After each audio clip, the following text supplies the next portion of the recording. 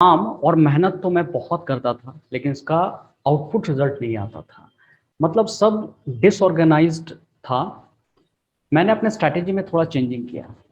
मैं संडे को अपने आप से एक छोटा सा प्रॉमिस किया कि जब तक पूरे वीक का प्लानिंग अगर मैं ना करूं कि मंडे से मुझे क्या चाहिए, ट्यूसडे से मुझे क्या चाहिए, वेडनेसडे को मैं क्या करूंगा, पूरे वीक की प्लानिंग जब तक मैं ना कर लूं, मैं मंडे को काम पे जाऊंगा ही नहीं। या घर से भी काम मैं नहीं करने वाला हूँ। अगर मैं वर्क फ्रॉम होम कर रहा हूँ या फिर ऑफिस में जाके कर रहा हूँ, जब तक फुल्ली प्लान नहीं रहेगा मैं काम नहीं करने वाला हूँ।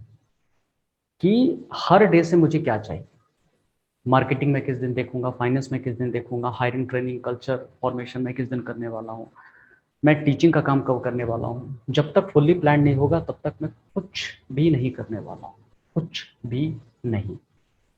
तो फिर मैंने ऑर्गेनाइज करना स्टार्ट किया कि मंडे ट्यूसडे को सारे कैलेंडर में अपना टाइम के हिसाब से ब्लॉकिंग स्टार्ट किया कि 10 से 11 बजे मेरी मीटिंग कब होगी। या फिर कह सकते हो कि अगर मार्केटिंग का काम देखना है तो 3 से 4 घंटा मैं किस टाइम को ब्लॉक करूंगा, उसी टाइम में होना चाहिए। पार्किंसन लॉ, टाइम ब्लॉकिंग, दोनों का मैंने यूज़ किया। इतना ही देर में होना चाहिए और इतने देर में इतना आउटपुट मेरे को चाहिए। अगर नहीं होगा तो मैं इसको छोड़ के आगे निकल जाऊंगा, क्योंकि दूसरे काम पर भी हैम्पर होता है। एक क्या होता है कि टाइम बॉन्ड, एक होता टास्क बॉन्ड। टाइम बॉन्ड कहने का मतलब इतने देर में अगर हुआ तो ठीक है, नहीं तो दूसरे दिन करूंगा। दूसरा क्या हुआ कि आज ये टास्क अगर कंप्लीट नहीं हुआ तो मैं उठूंगा ही नहीं। तो दो तरीके से हम लोग काम करते हैं। तो मैंने क्या किया कि टाइम बॉन्ड किया और ट्राई करने की कोशिश किया कि मैं इसी टाइम में इस आउटपुट को अचीव कर सकता हूं कि नहीं। क्योंकि ज़्यादा टाइम नहीं चाहिए, उसी टाइम में ज़्यादा काम चाहिए मुझे। ये थ्योरी पे मैंने काम करना स्टार्ट किया। और साथ ही साथ, क्योंकि अगर आप ओवर शेड्यूल करोगे तो भी दिक्कत है, तो पूरे दिन में मैं 3 से 4 काम ही रखता। एक सबसे मेजर गोल जहाँ पे मैं डीप वर्क कर सकूँ, 4 घंटे का अपना कैलेंडर में ब्लॉक कर देता। कैलेंडर बहुत अच्छी चीज़ है कि 10 से लेकर के मान लो 2 बजे तक एक पर्टिकुलर टास्क को मैंने दे दिया कि इसमें मेरे को सारा का सारा आउटपुट निकाल के देना है।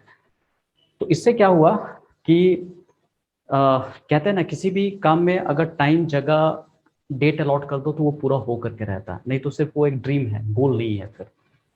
और हर काम के बीच में मैंने टास्क बफर भी रखा कि 2 काम मैं करूंगा तो उसके बीच में 5 से 10 मिनट का बफर होना चाहिए, ताकि छोटा मोटा काम अगर आता है तो मैं उस बफर में हैंडल कर लूँ। या फिर मैंने स्ट्रैटेजी बनाया कि 1 घंटा में 45 मिनट काम करूंगा, 15-15 मिनट का 3 पोमोडोरो लगाऊंगा और 15 मिनट में रेस्ट करूंगा। किसी भी तरह का अगर छोटा मोटा काम है तो इसी रेस्ट जोन में मैं काम करने वाला हूँ। और फिर करीब 1 से लेकर के 3:30 बजे से, या 2 से लेकर 3:30 बजे तक 1.5 से 2 घंटा तक मैंने पूरे दिन का ब्लॉक बनाया, डेली बफर बनाया कि अगर कोई मेजर काम अगर आ जाता है जहाँ पे आधा घंटा 1 घंटा लगता है तो इमरजेंसी में मैं वहाँ पर इसे निपटा दूंगा, नहीं तो मैं रेस्ट करूंगा, चिल करूंगा मैं। तो एक टास्क बफर हो गया, 2 काम के बीच में एक छोटा सा रेस्ट करना है। फिर पूरे दिन में 4 घंटा के बाद, मतलब 2 से 3:30 में एक रेस्ट मेरे को करना है, या फिर छोटा सा मेरे को काम करना है। इसके अलावा फिर मैंने एक डेली वीकली बफर बनाया कि पूरे सप्ताह में करीब सैटरडे को या संडे को फर्स्ट हाफ या सेकेंड हाफ में 5 से 6 घंटा तक कोई काम नहीं करता, उसको बैकेंड करके रखता। अगर किसी तरह का काम छूट गया है तो वहां पे जाकर के मैं उस काम को करता था। इस आदत को मैं स्ट्रिक्टली फॉलो करना स्टार्ट किया, तब जाकर के मेरे अंदर में चेंज आया, मैं पूरे वीक पे कंट्रोल कर पाया। तो ये बहुत ज़रूरी है कि खुद को ऑर्गेनाइज करना, किस तरह से ऑर्गेनाइज करना, मीटिंग का एक रिदम बनाना, काम करने का तरीका बनाना, एक पूरा इकोसिस्टम बनाना, ये हर इंसान को सीखना ही चाहिए। ये एक स्किल है। अगर आप इस चीज़ को मैनेज करना नहीं जानते हो तो कोई भी काम रैंडमली करोगे, हर जगह जाओगे सिवाय वहाँ जाने का जहाँ पे आप जाना चाहते हो।